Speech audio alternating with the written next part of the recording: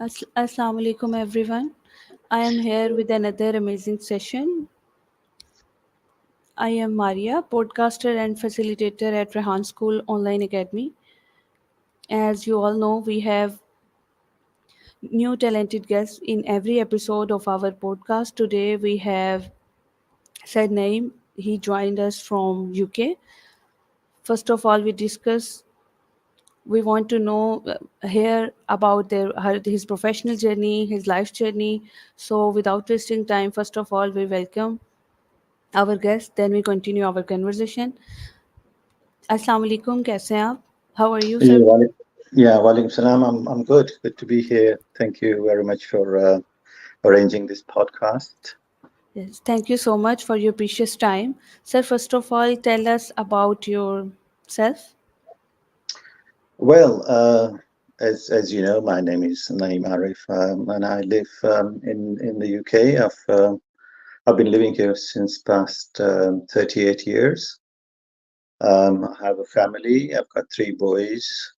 I'm retired just last year.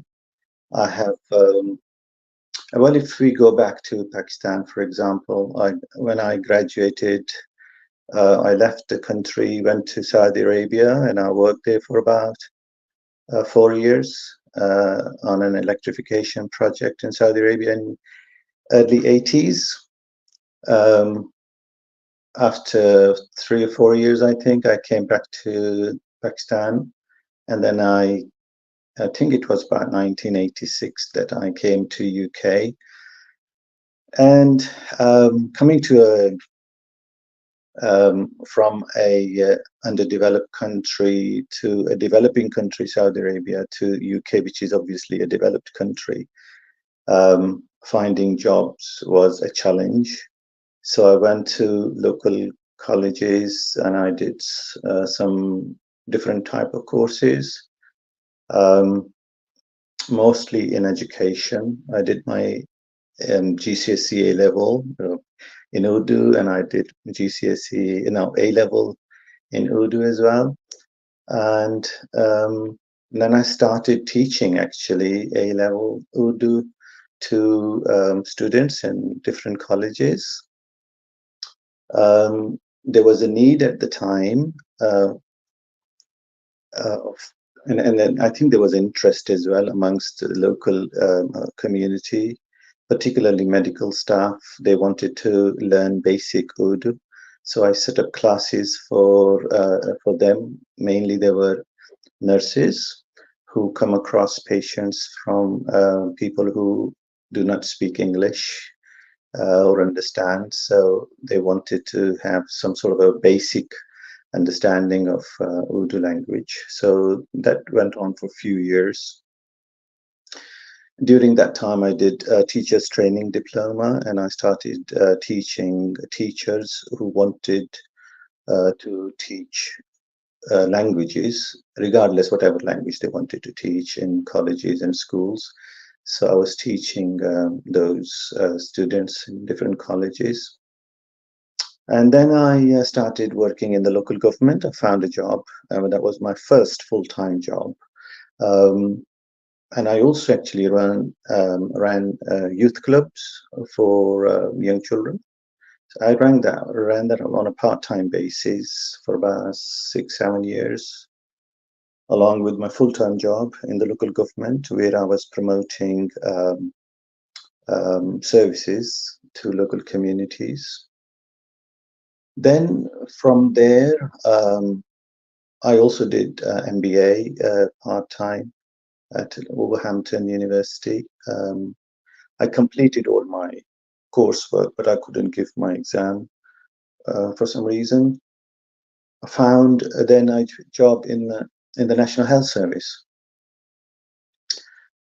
I started doing that for about 4 years, and that was again to bridge the gap between hospital services with that of different communities, and particularly disabled communities, to make sure that they can easily access hospital services. So I worked there for about 4 years. and then moved back to my area. That was in a different city actually. So I moved back where I was before, and I set up a charity that was for disabled people, and it was a different pioneering model, um, which was based on disabled people taking control of their own lives in terms of making decisions. What was happening at the time that um, disabled people were provided with services from local government social services department, and they were sending helpers or carers to their homes to wake them up in the morning, get them dressed, take them to day centers, bring them back, preparing meals for them. And around 6 o'clock, 7 o'clock, they would come back again to get them ready to go to bed. And they felt at the time that this is not what they wanted. They wanted to have entertainment in the evening. They wanted to go to different clubs, go to visit friends, and their life was very much restricted. So we set up a group of disabled people who we negotiated with the local government. And that was the time when disabled people were very active in the country. And there was this slogan that they used to use, nothing about me without me. So basically it's telling the ministers and the local government officers that, look, you cannot make decisions for me. I want to make decisions about my own life. And all I'm asking for is to enable me to make those decisions. So then the policies change, and they were allowed to have their own personal budgets. By having personal budgets, particularly for those people who had the capacity to manage budgets, that they would appoint their own staff, and the staff will come to help them at home whenever they want. Whenever they want to wake up in the morning, they will just call their staff member and they will say, can you come now and get me ready? So they were very much in control of their life. And whenever they want to go, if they want to go to the club in the evening, they would call again their own staff member to come and take them, accompany them to there. And even if it is at 10 o'clock, they want to come back, 11 o'clock, they want to come back, they will come back, and then they will be changed and help them to go to bed. So they were very much in control of their own lives. That actually changed the lifestyle of disabled people in this country massively. So they were very happy. I ran that particular charity for 17 years. And this is where I then took my early retirement. And since then, I have been doing a lot of other work on honorary basis, voluntary basis, because you would probably remember Syrian war. A lot of people were coming to Europe, escaping their lives through different means. Some people were just walked for days, and some took route through the sea, makeshift boats. Many lost their lives, sadly. But many came to Europe, to England as well, to the UK. And so where I live, we set up a group of local people to help these people settle in the UK. So we worked very closely with the local government officers to help those people settle in the UK, with local people who were joining us. And I think in my group, there were about 95% people who were white. Um, some 5 people were from Muslim background, but they were very keen. The white people were very keen to learn Arabic, basic Arabic, so that they can break the ice when they will meet with those refugees who may not be able to speak English at all. At least they can communicate with them, say, in Arabic, welcome, hello, how are you, what's your name, things like that, very basic. So they were making effort in that respect. On the other hand, we also, when refugees arrived, those who needed to speak and learn English language, we set up English language classes in the local community centers, and various other places to help them understand what it's living like here in the UK. What are the norms? What are the customs here? What are the policies?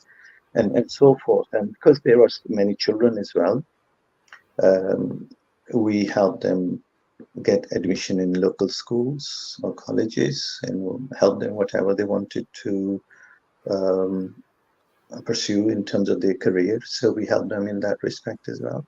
So that group has actually grown significantly, still going on. I have left that group because it had become, to be very honest, too much.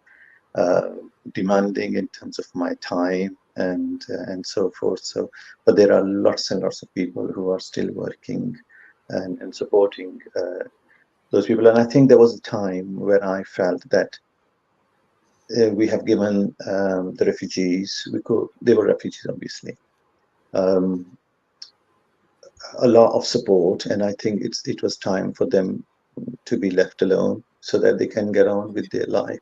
We can't keep holding their hand forever.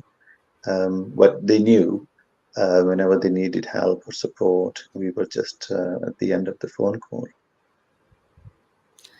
How was your experience working with UK government? Very well. The government is really receptive to engaging with local people. Um, there are always engagement through either the political setup within the government or through their connections with the local voluntary and community organizations as well as individuals. There is quite a bit of interaction with the local communities, and that's only helpful to make sure that the services that they offer are responding to the needs of their local communities. What are some challenges you faced in your professional life journey there? Um, I think you always face challenges, particularly when you enter into a new profession. Um, People don't sometimes know who you are and what it's about. Um, I give you an example of one. When I went to Leeds Teaching Hospitals Trust, in that trust there were about 4 hospitals, and 4 hospitals were serving a population of 700,000 people. I was appointed for 22 months duration, and my task was to bridge the gap by bringing local communities closer to the hospital so that they can have a dialogue with them in order to make sure that the hospital services are suitable for local communities. So, based on my previous experience in the local government, what I did was I did my best to get into the local community groups. And that was only possible to go in the evenings when local community groups meet, because obviously some people do jobs or businesses and they have limited time. But whenever they were able to see me, I would go and make my connections locally because I was new to the area. new to the city. I didn't know very much about where these people were, how they met. But there is another organization called Community Council. So through Community Council, I get to know um, where these people are, where the groups meet, etc. So I invited myself, and I basically informed them that this is what my role is in the hospital, and if you have got any issues, I can be your link person. So just fast forward a little. We came to a point when we had the annual general meeting of the trust. And before that, every annual general meeting, there was no participation from local communities, particularly from disabled people. So when this annual general meeting took place, because of my connections that I had made, there were about 100 people from a number of different communities. And I'm talking about Hindus, I'm talking about Pakistanis, Indians. Yeah, so Indians would include Sikhs as well. Local Jewish community, Chinese community, Vietnamese community, and so forth. We also had people who came from different disabilities background, who were blind, who were deaf, people in wheelchairs. So when the meeting started, and the chairman stood up to introduce the meeting, open the meeting basically, and the hall was packed of about 400 people. And one of the disabled persons, he stood up. He was blind, and he said, "Who are you? Who is speaking to us? You never introduced yourself. Who's at the stage? How many people are in the audience? Can you please set the scene for us so that at least we know what's going on?" And that was the turning point for the hospital and the chairman, who really got a bit embarrassed, thinking that everybody knows him. And it's not always that. You have to introduce yourself, because there's always some new people in the audience and they don't know. So he kind of took a backseat, introduced himself. He was very close to Margaret Thatcher, Lemon Lamont, the very high up people in the UK government. He was not expecting all that kind of challenge that disabled people posed at him. And behind the scene was me bringing all those challenges to the hospitals. Yeah, management, senior management. Anyway, the meeting finished. Next morning, I was called in by the chairman, and I really got kind of scared that I might be given a brown letter of resignation, that we don't need your services. Thank you very much for putting us in a very embarrassing situation.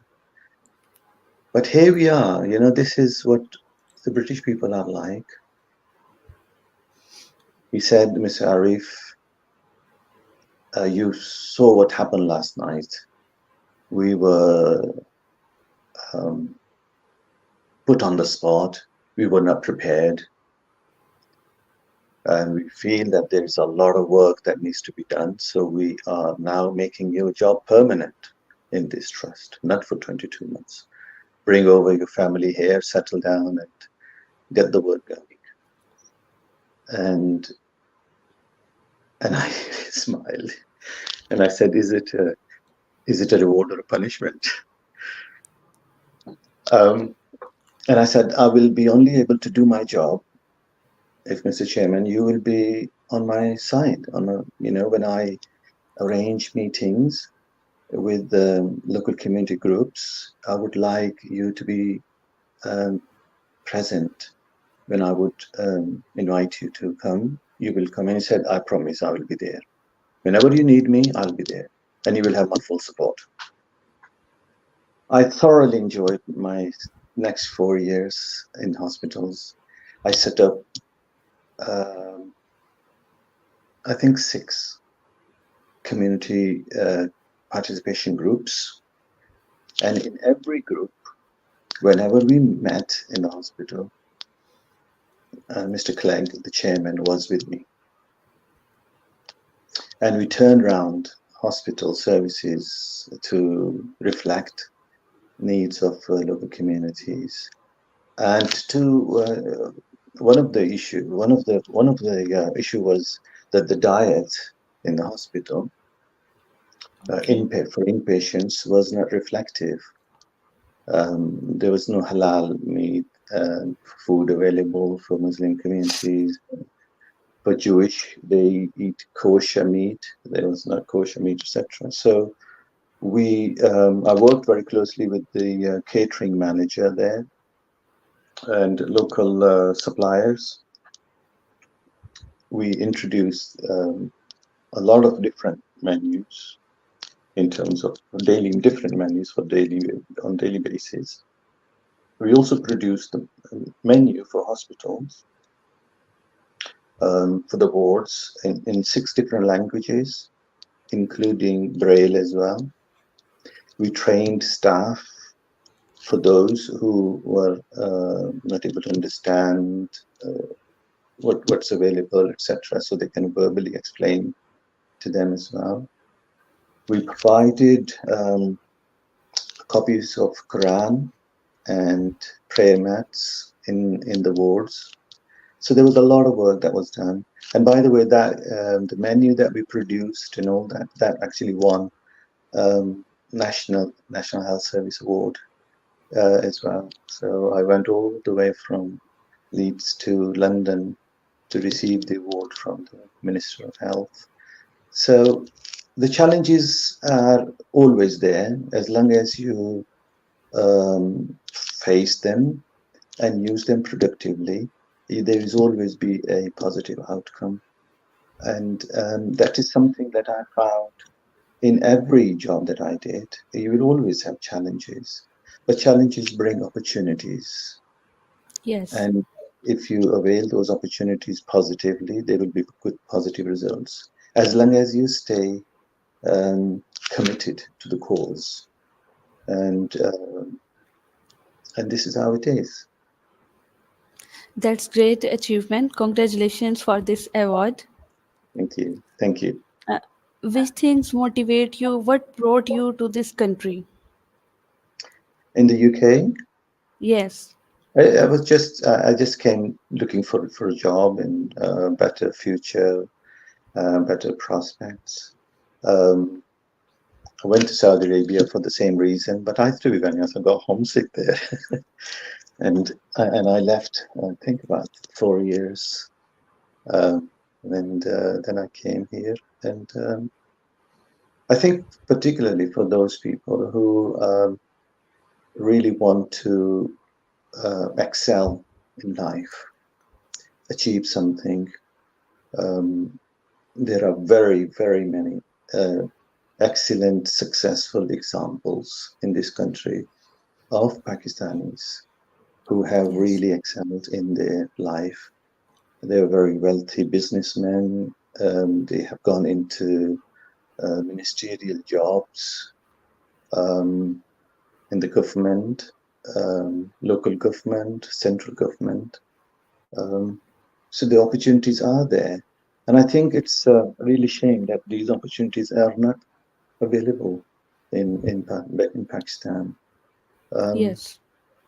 I must tell you one thing. I mean, in 2013, when I took early retirement from my work, I brought my family back to Islamabad to settle down in Pakistan and raise my children uh, in my own culture so they can learn language and learn about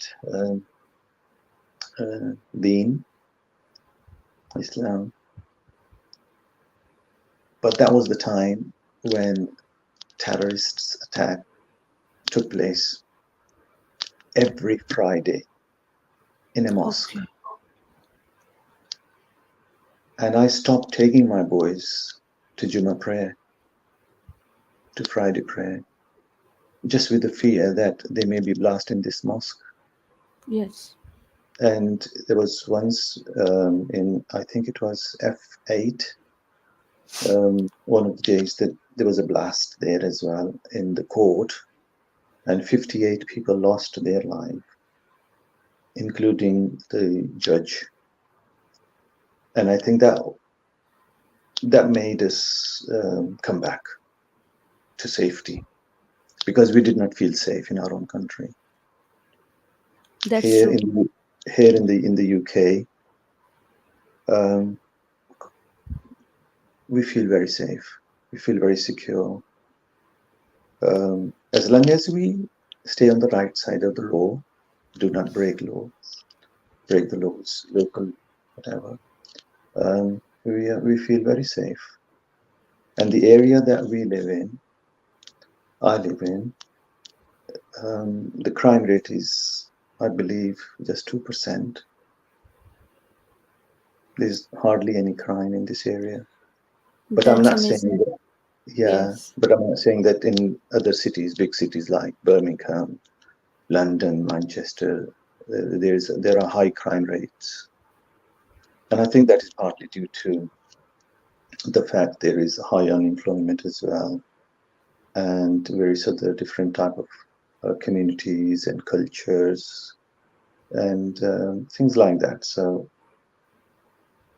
but Alhamdulillah, where we are, there is no crime here. And mostly people who live here are professionals, businessmen or doctors, um, surgeons, very well educated community. Tell us about culture and tradition of England which you love the most. Practical Islam, Yes. that is what it is here. Okay.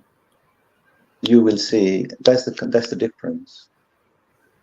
In Pakistan, um, when we came, my boys were carrying in their hand stone of a dates if they were eating, or wrapping papers, or sweets, or crisps. You call them chips over there, I think. Looking for a bin to throw them in. So that was the beginning days of our um, in Islamabad, of our stay in Islamabad. When I left, my boys were actually throwing wrapping papers or anything out of the window of my car. And I was telling them, what are you doing? Why you never did this in England? Why are you doing it here? And my boys were young at the time, and they said, Dad, if we didn't do that, all these sweepers will have no jobs. So they had their logic. But whatever is wrong is wrong. Yes. So what you see in the West,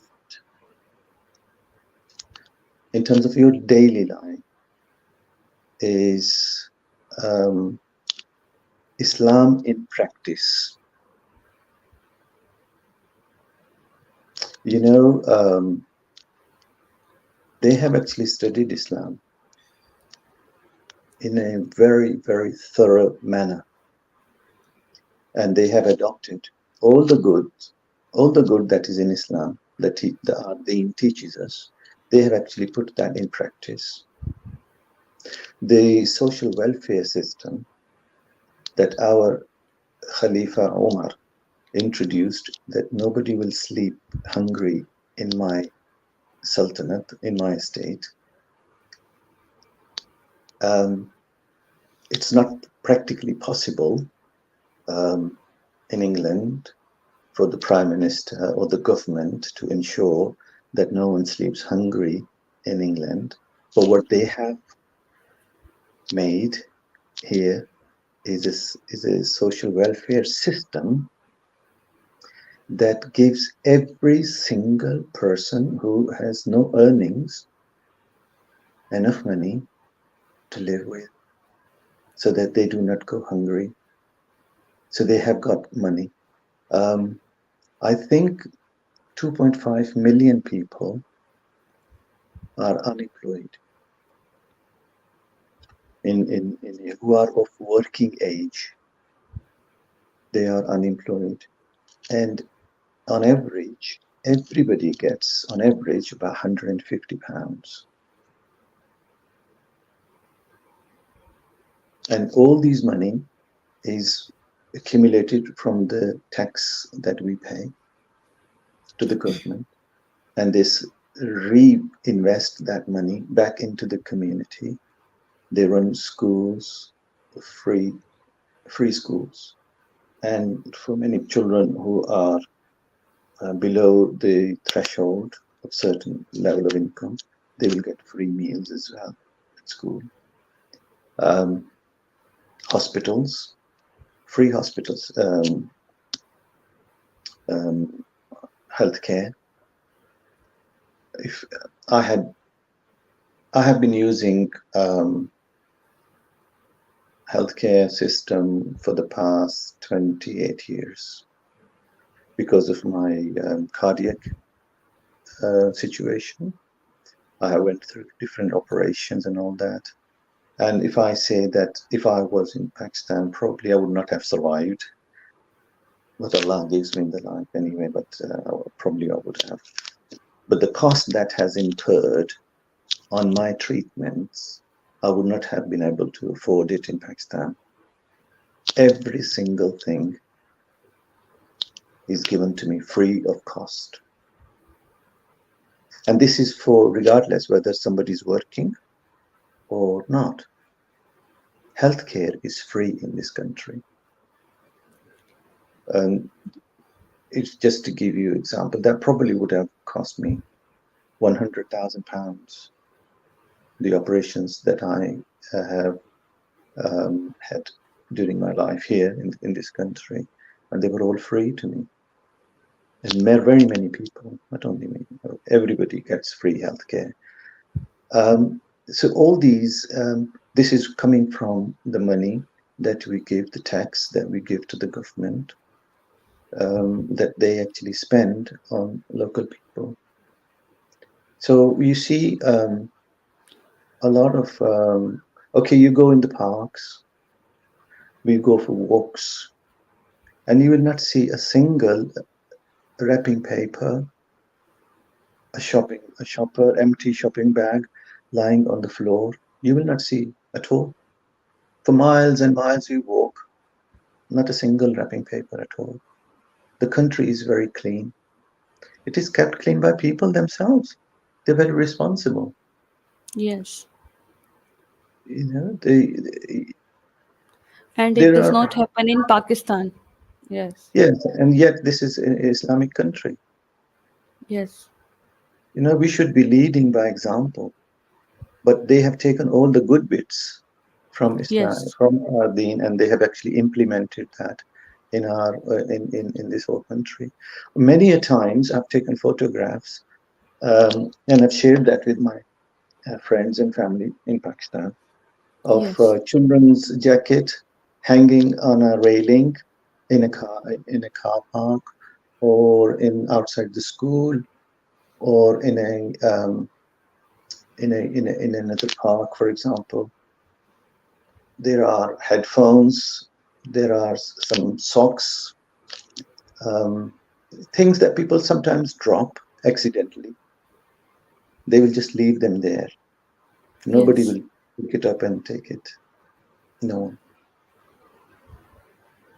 And these are very sort of basic things that we lack in our own country, in our own system. Yes, that's true. How has living abroad impacted your personal growth? It has refined me as a human being. It has taught me how to live. and what our duties are. And they have now become part of my life. Every week, the local, every Wednesday, for example, in our area, the lorry comes and take our rubbish away, the garbage, big bins we leave outside. At night we leave it, and they come first thing in the morning, like 6, 7, 8 o'clock, and they empty them and leave the empty bins outside. I go out and put empty bin to the next door neighbor. I put his empty bin in his house, outside his house, where they leave them. And sometimes my neighbor will do that for me. He's an Englishman. He never see that I'm of a different faith, different color. It's just like a friendly person. We are living together. We would do anything for each other. If we can be of any help, we will just extend help. The other thing is that we do our own work here. There's no driver. People do not have drivers. People do not have maids. People do not have gardeners. Every single thing we wash our own cars. We go to the petrol stations, fill our cars ourselves, walk to the petrol pump and pay. Something that I really found, my children mostly, very, very strange, that everything is done by other people for us in Pakistan. Yes. It makes us lazy. I'm very active throughout the day. I do everything myself. My family does. They do their own. We do our own washing, ironing, cooking, cleaning, shopping. You name it, everything we do ourselves. And we're still very happy. But That's those great. those who are very, very busy and they do not have time, sometimes they do have gardeners coming in once a week to mow the lawns and clean the weeds and stuff like that, or some other chores that they cannot do because they are very busy, like doctors and surgeons. They do not have time, so they have those type of people.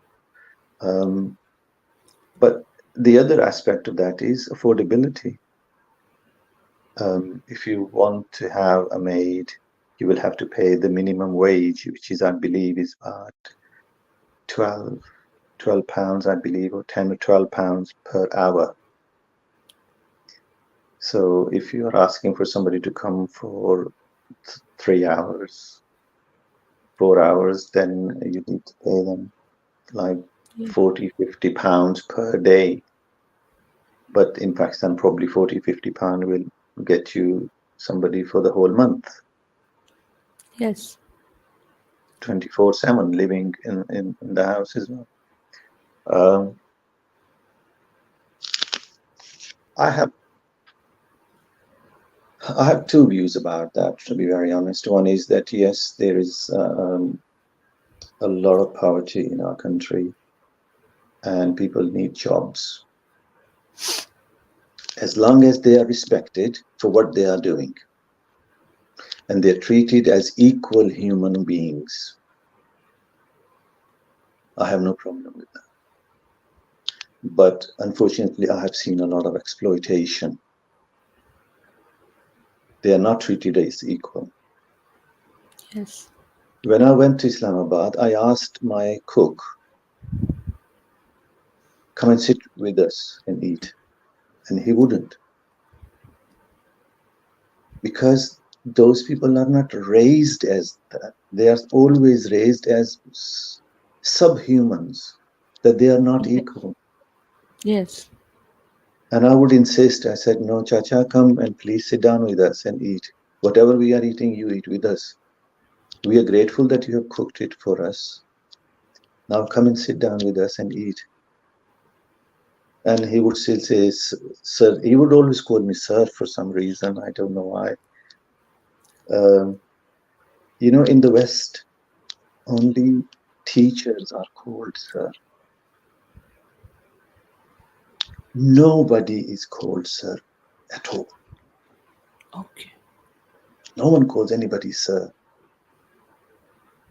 Only teachers, out of respect, they are called sir. Even if a prime minister will come and I will say to whoever is prime minister, I will just call them with their first name. My own Okay. boss, my chairman, I always call them by their first name. They will call me with my first name. Everybody is treated equally. That's Yeah, amazing. yeah, Yes. it was very, very amazing. And I when I was there, I really felt very uncomfortable being called sir. And I told all my colleagues over there, all everybody who would call me sir, please don't call me sir. I am not superior than you, and you are not inferior than me. We are equal. Call me Yes. by my name, Naeem. I will call you by your name, Naeem. But I think people get offended if they are not called sir. And I think that's arrogance. They themselves should stop others to say, please don't call me. But I think it's part of culture and it's very bad. Yes. Yeah. What advice would you like to give to all of us, especially Pakistani people?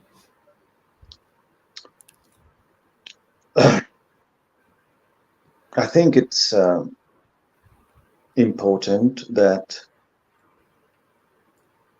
we all see what we are actually doing for the country. I think there are a lot of expectations that our country hasn't given us this, hasn't given us that, what is Pakistan giving us, etc. What are we giving to the country? And this starts right from the top, from the president, prime minister, all the politicians, because they have got the power to make things happen. What is happening is ordinary people, ordinary citizens are making things happen for themselves and for others. That let politicians wash their hands off their responsibilities. There is a child that is not even born is in debt of about 300,000 rupees, I believe, if the statistics are right. There's a lot of debt on the country. The country itself has got humongous natural resources, but the leadership is lacking in that country big time. What we need to produce right from the beginning, working on children to become tomorrow's leaders, we need a very, very strong leadership regime being prepared for the future of the country.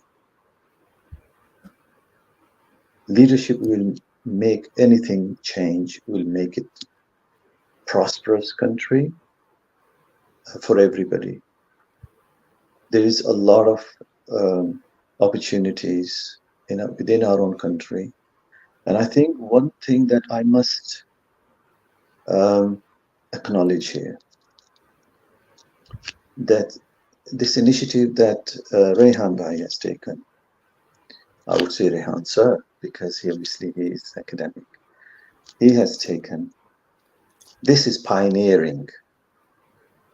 There is not such academy or school like Rehan School in England, in the whole of UK, in the whole of West, in the whole of US, Australia, in the whole of world. This is pioneering. This is the very, very first school anybody has ever launched. This is first internet and AI based school on planet Earth. Yes. Absolutely. You're absolutely That's why, 100%. yes, that's why he got award from abroad.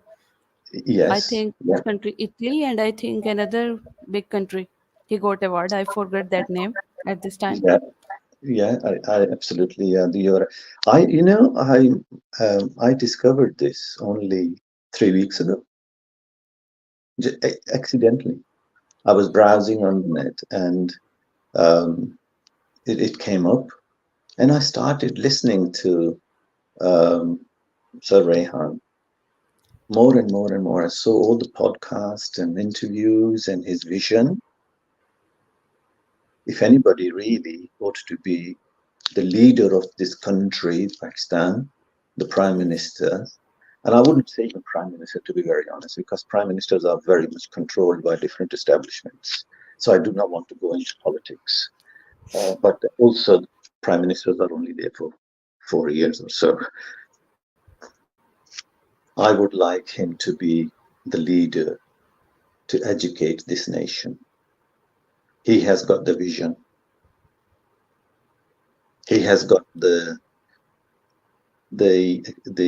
conviction and the commitment to eradicate poverty, not only from Pakistan, but from all Yes, over the world. all over the Just world. Yes, yeah, just like Bill Gates, he has got this commitment of eradicating polio from the world, and yes, he is investing his own money and making a lot of efforts globally to achieve his um, goal.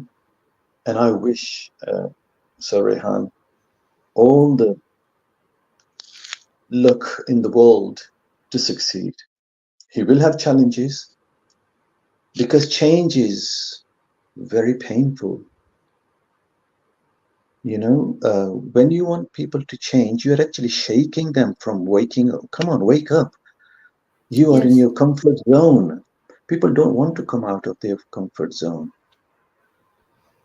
If you know, if somebody, and I've seen these footages and videos on the net, if somebody's taking home thousands of rupees by simply begging at the crossroads on the streets, why would they want to put themselves through a uphill struggle and get better? Because all they need is a few thousand rupees to live on. People do not have imagination, they do not have vision. They don't want to get themselves better. But those, we need to change right from the grassroots level.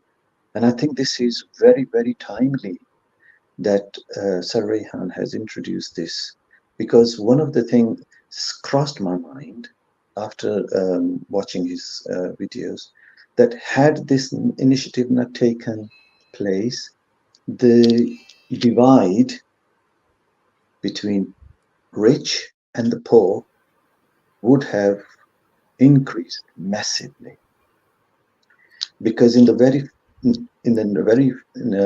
next few years, AI is going to change the world massively. can you hear me? I can hear you. Yeah. Can you hear me? I think there is some net issue.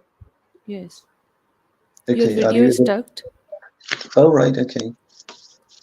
It's Okay. okay on my side.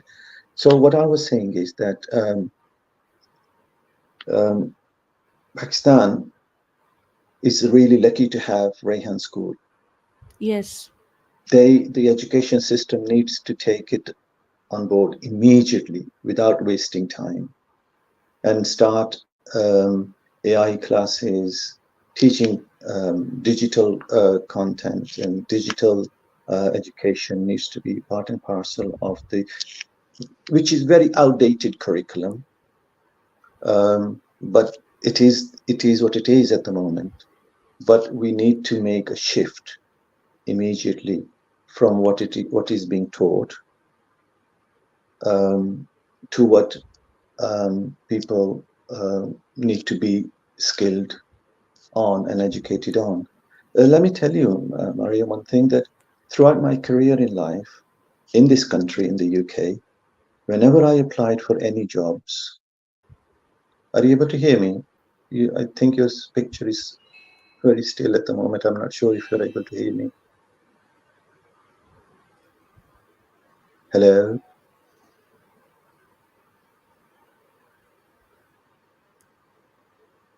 Hello? Yes, I think there is might some internet issue. Yes. I think his signal is weak, Now, probably. Uh, oh, okay. Can you hear me now? yes, yes, I can. I can hear you. Yes. I tell us about little bit about myself. I joined Rehan Foundation, I think since 4 months ago, Okay. but I found very change in myself, in my personal growth. I don't feel these things before joining this. Now I What am were you doing? conducting online classes and help students in learning and completing their tasks using AI tools, technology. We also teach them how to do a podcast in a very professional way. First of all, we start their podcast the students that are weak in communicating English. Yes. We help them and teach them to use Call Any, Chat GPT, voice chat to improve their English skills. And Rehan Foundation is very helpful in personal growth, in achieving your own mission of life. A lot of things are there to learn. Yes, I like the approach of this Wala. So people have got a goal I think to, internet signal is very weak. yeah, I think it is. Because your picture is very still at times.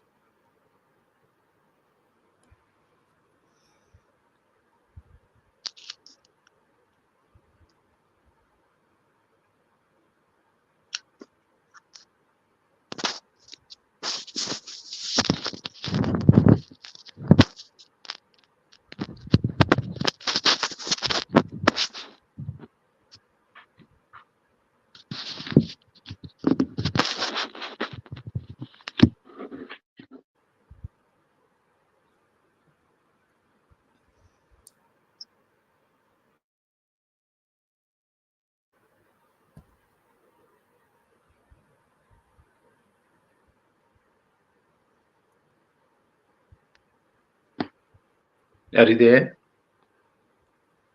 I think there is a lot of internet issue. Can you hear me now? Yes, yes, I can hear you now. Okay, I thought that you are old friend of Sarehan. I don't know that you are No, no, joined no. just a few days ago. Okay. Yeah, only 3 weeks ago I found out about him, and then I think about a week, 10 days ago, I made Okay. contact with him. I tried to make contact with him, but it was difficult for me to find his number. But in one of the podcasts I was listening to, he mentioned his number, so I took it down, and then I made contact with him, and I made contact with the school as well. But I think because I wanted my son to join the academy online, but I think the time issue will be in the way because No, by no, the there are three shifts. For foreigners, we have night shift. yes, We yeah, have separate morning shift and we have an evening shift in Pakistani time 4 p.m. to 8 p.m. and night shift from 9 p.m. to 12 a.m. yeah. The thing is, he would come home Okay. your time 9 o'clock from school, Okay. So after having a all day at school, he will be obviously tired, and he wouldn't want to join another school for another Yes. 3 hours. No, they So, are. I think there's a gap. 9 a.m. to how much time duration of their school? um, he goes at 9 o'clock in the Okay. morning, and he comes back about 4:30. Okay. 4 o'clock, 4:30. It will be your 9:30 p.m. Sometimes he Okay. stays outside to plays with friends, so he comes home um, 9 o'clock. But the time will change in October, so it then will become 10 o'clock by the Okay. time Pakistani time. By the time he will come back home, so he would be too tired to join. And I was Yes. wondering if there is something in the weekend, but I think he's a bit shying as well. But I'm working on him. Hopefully, he will join. But I think there is a lot of learning for myself as well in Yes. terms of how I can guide them and coach them to focus more on digital learning, AI, etc. My two sons are both in university and they are doing degree courses. One is in software engineering and the other one is in information technology. So they are familiar with AI stuff and all that. But it's the youngest one that he spends a lot of time on computers, but I think he needs to spend time more productively um, rather than playing games. I mean, Our main goal is to spread awareness of AI and technology, especially yes, in Pakistan. As you know, we are aware of only traditional schools, traditional studies. yeah, That's why our main goal is to learn technology and AI, indeed. human networking and building connections and more networks with foreigners. That's why we are engaging podcast of students with foreigner people. When they are completed at least 100 podcasts with Pakistani people, then we allow them to do a podcast with foreigners or other big personalities. Right. Okay. I think Because in this. Pakistan, there are a little bit of problem of English speaking in many people. Most of the people are not good in speaking English. So first we work on their improving communication skills, listening skills in English. So we do their live session with AI tools, so they communicate with them. Then we allow them to do a podcast with foreigners. If I may suggest, Maria, that Yes. try and improve children's accent, their style of communication, the way they communicate, the way they speak, their accent. In Urdu, Just are give you me there? 1 minute. I put Okay. yes. I put charger to my laptop. Okay.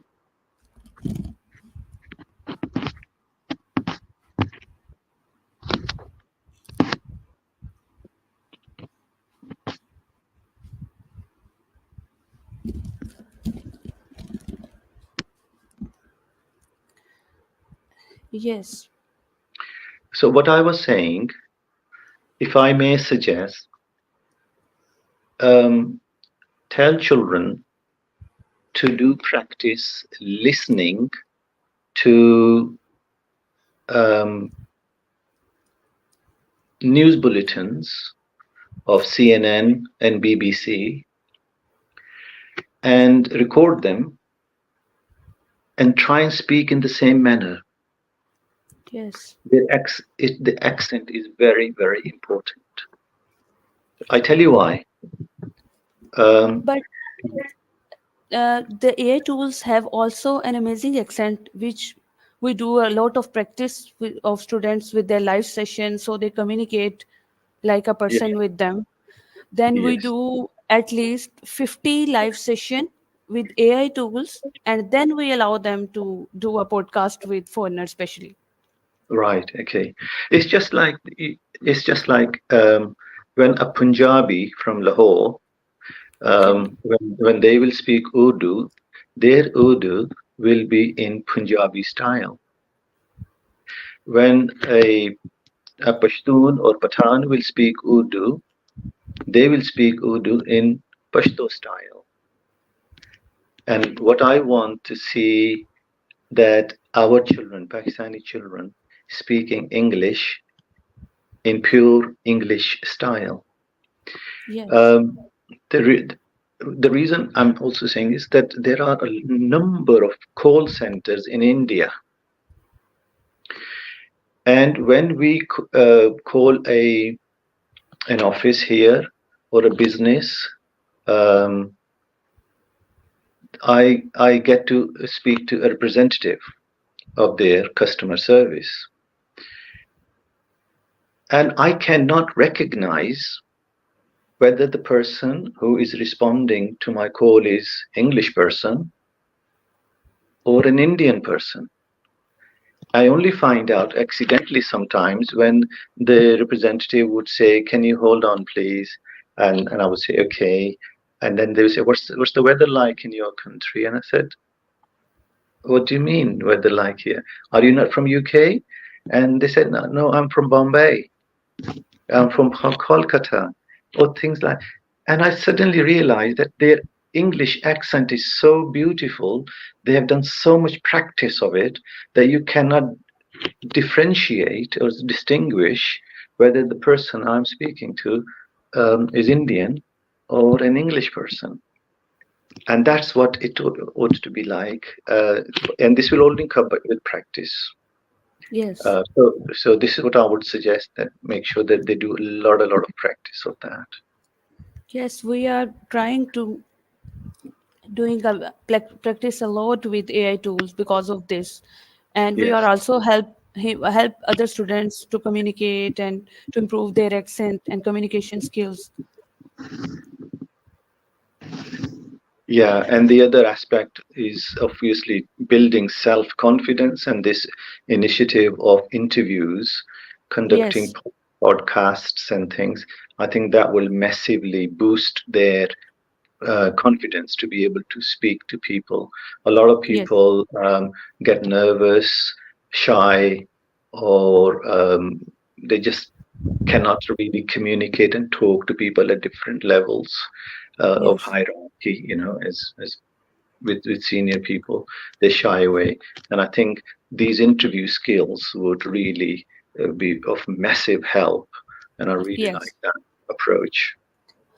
I have done, I think, 15, 16 interviews with foreigners, and I Right. have done, yes, I have done 100 interviews of Urdu in Pakistan with Pakistani people, Okay. because when we are new, we are not allowing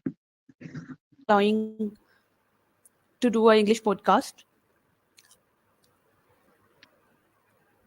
Okay. But I started this in very at a very initial stage. As I told you, I started Rehan Foundation since 4 months ago in March 2024, Hmm. and I learned a lot of new things by joining this. Yeah. What were you doing before? I have done my graduation in biochemistry, Okay. So this is a big but I shift for don't. you. Yes, but I don't do any. I don't have any physical job experience. Okay. When I knew about Rehan Foundation, an online platform, I am interested in learning technology and AI, so I joined this. Hmm. I think Yeah. it's a wonderful opportunity. Yes. So what is your goal? My goal is to empower change makers through digital study to spread digital awareness and awareness of technology, artificial intelligence. I'm also interested in building new connections, human networking through podcasting. Yeah. Okay. And I aspire to become a person that has significant positive impact on others and bring about change in the world. I try my best to do that. I'm sure you will get better and better with time. Yes. Yeah. I wish you every success in your aspirations, in achieving your goals. Thank you so much. I think I have taken your 1 hour, and it was a wonderful session. I Yeah, enjoyed a lot and learned a yeah. lot of things from you. Thank you so much, sir, for your precious time. Same, same here, same here. Good to be talking to you as well, and I wish you all best of luck. And if anybody else would want to have a session with me, have a chat either in Urdu or in, we haven't actually spoken in Urdu, लेकिन मेरी उर्दू भी ठीक ही है, इतनी बुरी नहीं है. अगर 30-40 साल हो गए इंग्लिश बोलते हुए, तो इतनी प्रैक्टिस तो नहीं है उर्दू बोलने की, लेकिन अल्हम्दुलिल्लाह फिर भी मैं पढ़ भी लेता हूँ और बोलता भी ठीक हूँ. चूँकि मेरी अम्मी कराची से थीं, तो हमारी उर्दू तकरीबन ठीक ही है. जी पंजाबी भी हम अच्छी तरह बोल लेते हैं. तो जी अगर किसी ने उर्दू में बात करनी हो तो उर्दू में बात कर सकते हैं मेरे साथ. If anybody would like to speak in English, I'll be available as well for anybody else. जैसे कि मैंने आपको बताया कि जो न्यू स्टूडेंट्स हैं ना, उनको हम अलाउ नहीं करते स्टार्ट में फॉरेनर से इंटरव्यू करने के लिए, कि पहले थोड़ा कम्युनिकेशन बेहतर हो जाए, उनका कॉन्फिडेंस लेवल बन जाए. Yeah, तो हम उनका कराते हैं कि आप सिर्फ स्टूडेंट्स आपस में करें इंटरव्यूज, ताकि उनकी हेजिटेशन से वो बाहर निकलें, कॉन्फिडेंस लेवल इंप्रूव हो. फिर हम देखते हैं जिस बच्चे की इंग्लिश अच्छी है तो उसको अलाउ करते हैं कि आप कर सकते हैं. sure. Yeah. और दूसरा ये कि बच्चों को अम, इखलाकियात की तरफ बहुत तवज्जो दीजिएगा. जी जी, वो उनका भी. इखलाक, जी जी जी उनके इखलाक की तरबियत पर भी तवज्जो दें, ताकि उनके मैनर्स ठीक हों और अपने आप को वो इक्वल समझें हर एक के. ये बहुत ज़रूरी है. अपने आप को कभी इंफीरियर किसी दूसरे से ना समझें. जी. ये I एक किस्म. especially I especially teach this lesson to my students. I जी. conducted evening shift class of 4 p.m. to 8 p.m. Hmm. and I always advise them that you are all equal. Same thing that you told. Yes. या. और उनको इखलाकियात का ज़रूर दर्स देते रहें अपने आप को, और एक अच्छा इंसान क्या होता है प्रैक्टिकली, वो यही उनको होता तो. जी, जिसमें गरूर ना हो, प्राउड ना हो, वो अपने आप को सुपीरियर ना समझे। जी, दूसरों के लिए हमदर्दी यस. रखे। जी, बिल्कुल। या. और वो हमेशा ये. आई एम हुँ. Also very humble person. I don't जी. have any attitude. I don't have any selfish nature. I'm not like that person. Yes. या. और हमेशा दूसरे के साथ इस तरह बिहेवियर रखें जैसे आप अपने साथ किसी का बिहेवियर चाहते हो. शायद मैं समझा नहीं सका. नहीं, जी, अम, जी, मैं समझ गई। आपकी बात मैं समझ गई। जी।